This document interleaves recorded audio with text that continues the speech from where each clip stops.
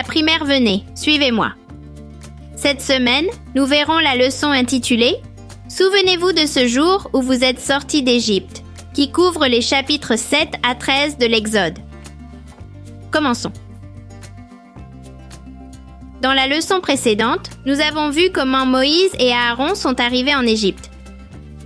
En Égypte, le pharaon refusait encore et encore de laisser partir le peuple d'Israël, même après avoir vu de nombreuses plaies.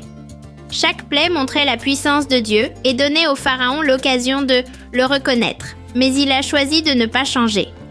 Pendant ce temps, Moïse et les Israélites ont pu voir comment le Seigneur les protégeait et agissait en leur faveur.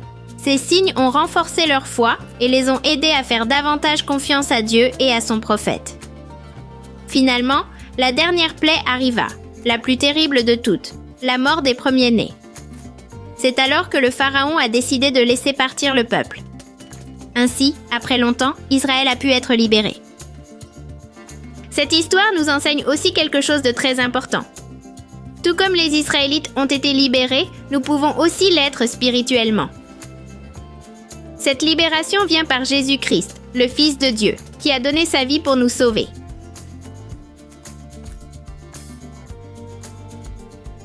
D'abord, quand Moïse fut envoyé par le Seigneur parler au Pharaon, il devait prouver qu'il venait vraiment de Dieu. Alors, le Seigneur lui donna un signe. Moïse et Aaron jetèrent le bâton devant Pharaon et il devint un serpent. Ensuite, les magiciens d'Égypte firent pareil avec leurs bâtons. Mais quelque chose d'étonnant arriva. Le serpent d'Aaron avala les leurs. Cela prouva clairement que la puissance de Dieu est plus grande que tout autre. Malgré ce miracle, Pharaon endurcit son cœur et refusa d'obéir. Pourtant, Moïse continua de faire confiance au Seigneur et de faire exactement ce qu'il lui commandait.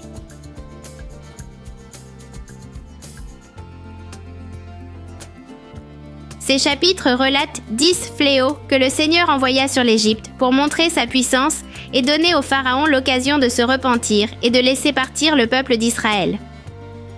D'abord, les eaux du Nil et de toute l'Égypte se changèrent en sang. Puis vinrent les grenouilles qui couvrirent la terre, suivies de poux ou moustiques et d'essaims de mouches. Ensuite, une peste frappa le bétail et plus tard apparurent des plaies douloureuses sur les gens et les animaux.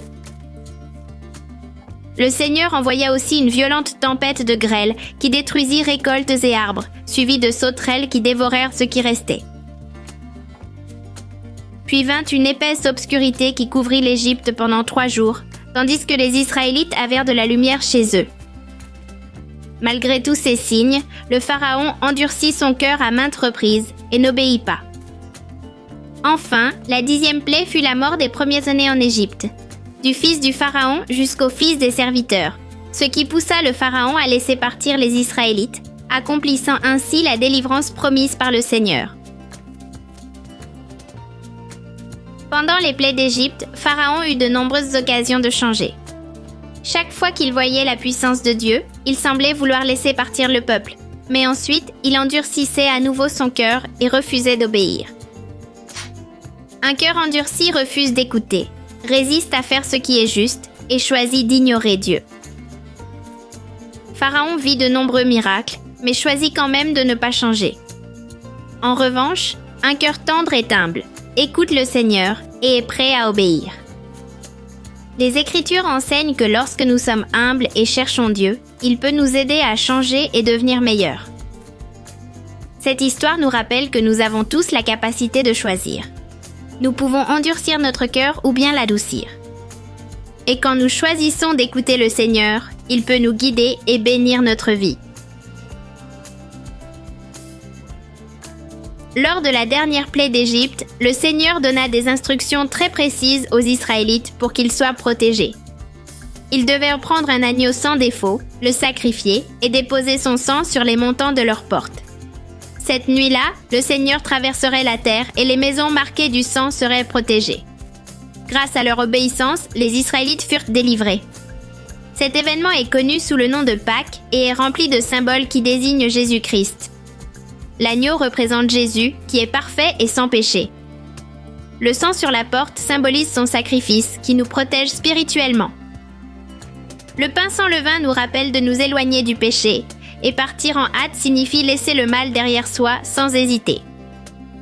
Tout comme les Israélites ont été sauvés en suivant les instructions du Seigneur, nous aussi pouvons être sauvés par Jésus-Christ. Quand nous lui faisons confiance, nous obéissons à ses commandements et acceptons son sacrifice. Il a le pouvoir de nous libérer du péché et de nous offrir un nouveau départ. Comme nous l'avons vu en Égypte, le Seigneur a envoyé 10 plaies pour montrer sa puissance. Chacune d'elles montrait qu'il est plus fort que tout sur terre. Ni Pharaon ni les dieux d'Égypte ne pouvaient arrêter ce que Dieu faisait. Ces plaies n'étaient pas que des punitions, mais aussi une chance de reconnaître que le Seigneur est le seul vrai Dieu.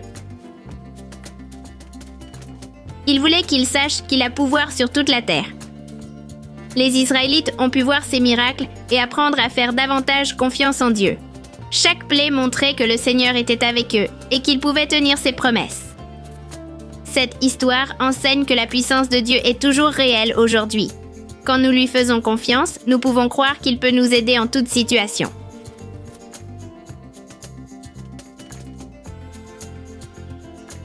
La Pâque aidait les Israélites à se souvenir de leur salut, mais aussi à attendre le Sauveur. L'agneau sans défaut qu'ils sacrifiaient est un symbole de Jésus-Christ, qui est parfait et a donné sa vie pour nous. Aujourd'hui, nous ne célébrons pas la Pâque de la même manière, mais nous avons le sacrement. Chaque fois que nous y participons, nous nous souvenons de Jésus et de son sacrifice. Le pain et l'eau représentent son corps et son sang, et les prières sacramentelles nous invitent à toujours nous souvenir de lui. C'est un moment spécial pour penser à lui et ressentir son amour. Quand nous prenons le sacrement avec révérence, nous ressentons la paix dans nos cœurs et nous rapprochons de Jésus-Christ. Dans cette leçon, nous avons appris comment Dieu a montré sa grande puissance en envoyant des fléaux sur l'Égypte pour libérer son peuple, et comment, malgré les miracles, Pharaon a endurci son cœur. Nous avons aussi vu que nous pouvons choisir d'avoir un cœur tendre et d'obéir au Seigneur. Nous nous souvenons de l'histoire de Moïse et Aaron, affrontant courageusement Pharaon, en faisant confiance au pouvoir de Dieu. Nous avons aussi compris que la Pâque enseigne sur Jésus-Christ, qui nous sauve par son sacrifice, et que le sacrement nous aide à toujours nous souvenir de lui. Tout cela nous enseigne que Dieu a le pouvoir de nous aider, de nous guider et de nous libérer quand nous lui faisons confiance. Je m'appelle Daniela Trejo et avec Fernando Cavalletti, nous faisons Viens et suis-moi primaire. C'est l'heure du quiz. Cette semaine, nous avons étudié les chapitres 7 à 13 de l'Exode. Testons tes connaissances. Quelle fut la dernière plaie qui poussa le Pharaon à libérer le peuple d'Israël? A. Les grenouilles. B. Les ténèbres. C. La mort des premiers-nés. D. La grêle.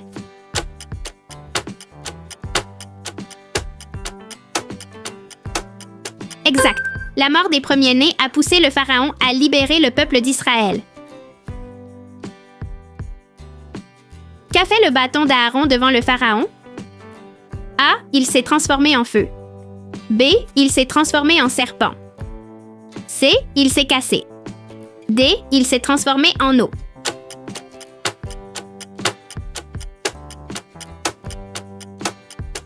Bien, rappelle-toi que la puissance de Dieu est supérieure à tout autre. Qu'est-ce qui a prouvé que la puissance de Dieu était supérieure à celle des magiciens d'Égypte? A. Le serpent d'Aaron s'est caché. B. Le serpent d'Aaron a parlé. C. Le serpent d'Aaron est devenu plus grand. D. Le serpent d'Aaron a avalé les autres.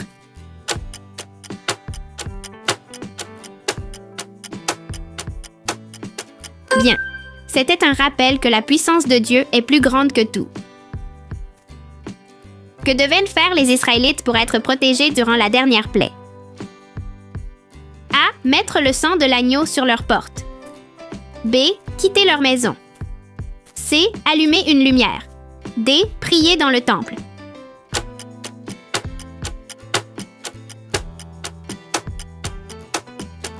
Exact. Obéir au Seigneur apporte protection et bénédiction. On monte d'un niveau, alors appelle toute ta famille. Que représente l'agneau sans tache à la Pâque?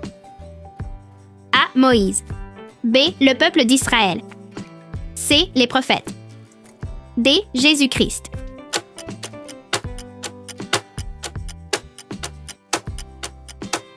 Bien. Jésus est le Sauveur qui nous protège et nous sauve. Que peut-on apprendre du cœur endurci du Pharaon? A. Qu'il est bon de changer d'avis. B. Qu'on doit écouter et obéir à Dieu.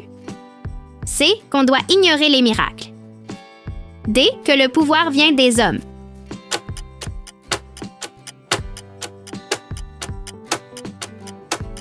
Exact.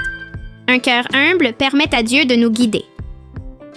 Combien en as-tu eu de bonnes? Dis-le nous dans les commentaires. Cette semaine, je vais vous apprendre à faire un nouveau dessin. Apprenons à dessiner Moïse. Vous aurez besoin d'une feuille blanche, d'un crayon, d'un stylo ou d'un feutre pour tracer et de crayons de couleur. Commençons. Nous allons former le visage de Moïse et comme toujours, nous commencerons par 2 lignes verticales.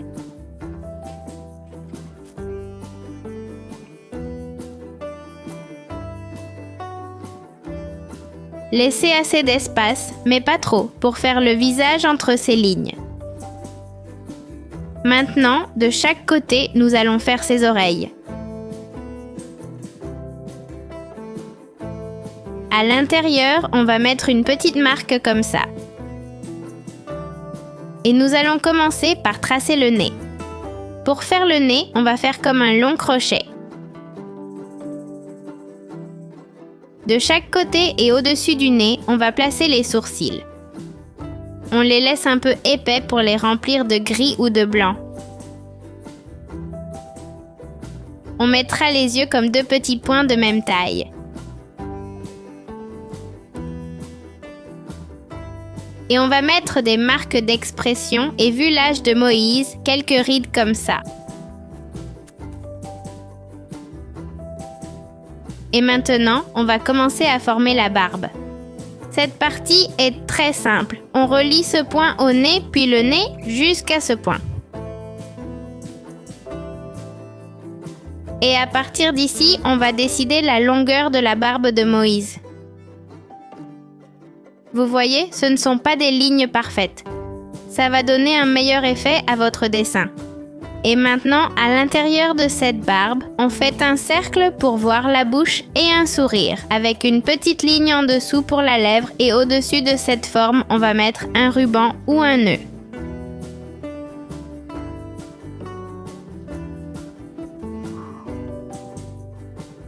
Vous pouvez le décorer comme vous voulez, ligne verticale, horizontale, cercle ou autre. Et maintenant, oui, on commence à former ses cheveux.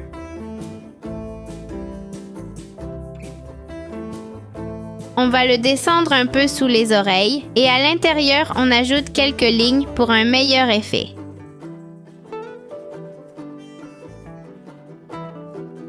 Aussi dans la barbe, mais pas trop grande.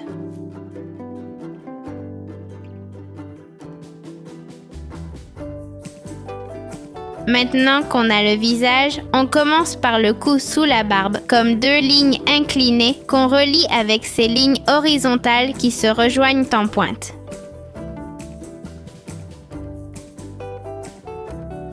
Traçons une ligne pour le torse, mais sans la relier pour l'instant.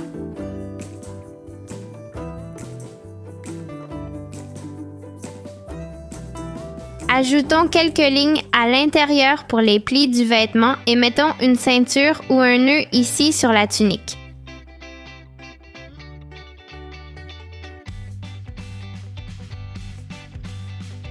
Descendons pour donner la longueur souhaitée à la tunique. Vu la taille de ma feuille, on ne pourra pas faire les pieds, juste une petite partie. Ce seront de très petites lignes qu'on va diviser. Et maintenant, oui, faisons la main. La main de ce côté, votre côté droit, va tenir le bâton. Laissons donc un petit espace pour former le bras et commençons à dessiner la main. Faites bien attention au trait suivant. On va d'abord faire le pouce qui est de ce côté vers le haut.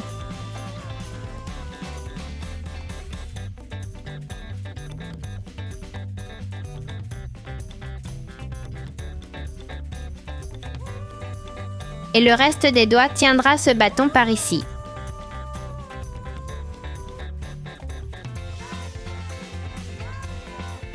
On ferme cette forme et c'est dans cet espace qu'on commence à le former.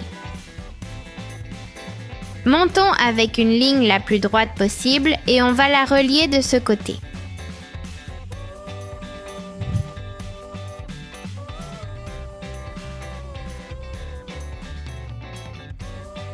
On va tracer des lignes pour imiter le bois et en suivant cette même ligne, mais sans passer sur les doigts, on va en tracer une en dessous qui va jusqu'au bout de la feuille.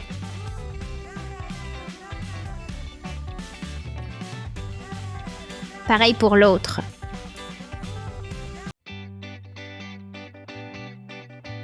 Et on remet des lignes comme celle-ci. Et maintenant, oui, on est prêt à remplir cette partie du tracé du bras. On fait comme une petite équerre, ce côté le coude, et maintenant de ce côté, la main va être vers le bas.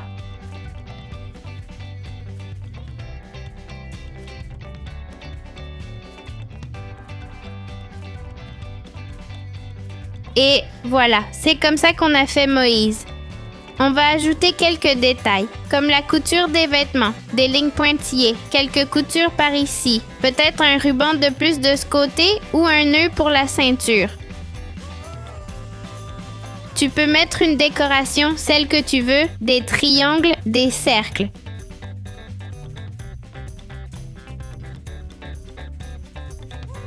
Et pour ne pas oublier quel prophète c'est, on va mettre son nom en haut.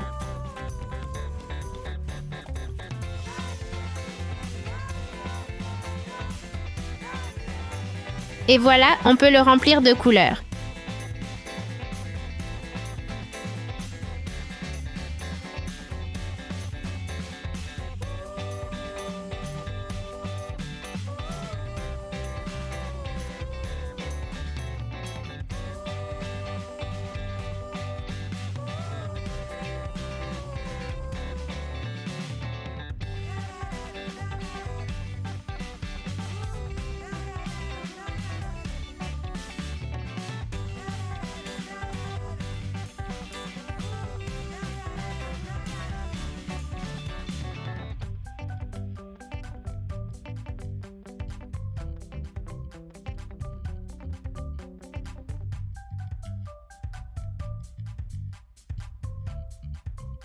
Et voilà, on a terminé notre dessin de Moïse. On espère que tu t'es amusé autant que nous et qu'en le faisant, tu pourras te souvenir de l'histoire de ce prophète. N'oublie pas que tu peux nous envoyer ton dessin à vensigemeprimariasud@gmail.com. À la prochaine! Merci d'avoir dessiné avec nous cette semaine. On envoie un salut à Fede del barrio Hamilton East de New Zealand. Estaca Glenview. Sujei y Servando Chávez Magadán, del barrio Lomas, en Nuevo Casas Grandes, Chihuahua. Yariana Menchú, del barrio Pico, Estaca La Libertad, en El Salvador. Meikel y Kleiber, desde Brasil, Río Grande. Megumi y Kurt Vidangos, del barrio Achumani, Estaca Calacoto, de la ciudad de La Paz, en Bolivia. May Cristel Mogrovejo, desde Lima, Perú. Maylen Fuentes, desde Texas. Fernando Sánchez Zamora, de Los Mochis, México.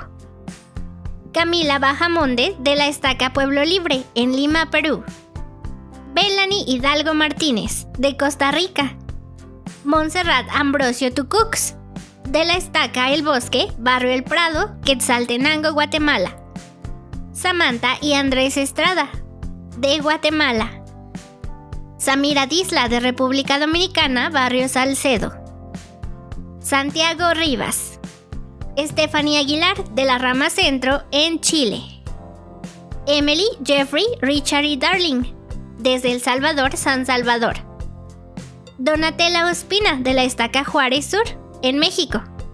Olivia y Melina Bravo, del barrio San Martín de los Andes, en Argentina.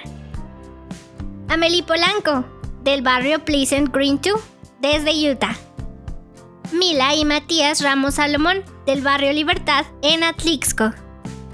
María Fernanda Colindares, Ana Isabel Colindares del barrio Progreso en Honduras. Isabela, Fiorella y Antonella del barrio Nueva Florida, Estaca Bosques de San Nicolás. Celeste Lucía Barreto, de Barranquilla, Colombia. Meredith Saraí Tahuite Rivas, del barrio Las Margaritas, Estaca Milagro, en Guatemala. Sofía Cardoso, del barrio Fisherton, Estaca Rosario Norte, en Argentina. Kailet Párraga, de Ecuador. Julián Reyes y Facundo Reyes, de Antofagasta, Chile. Antonio y Alejandro Fuero Zárate, de la rama Huancavelica, en Perú. Paulo y Valeria, del barrio Bellavista, Estaca Lomas Verdes. Emma Cosentino, del barrio Mayoraz, en Argentina. Mario Naburto, de Santiago de Chile. Ryan Jairum, de Bolivia. Lucía Vilorio, de Honduras, Tegucigalpa. Leonardo Jared Moreno, del barrio Independencia, en Ciudad de México.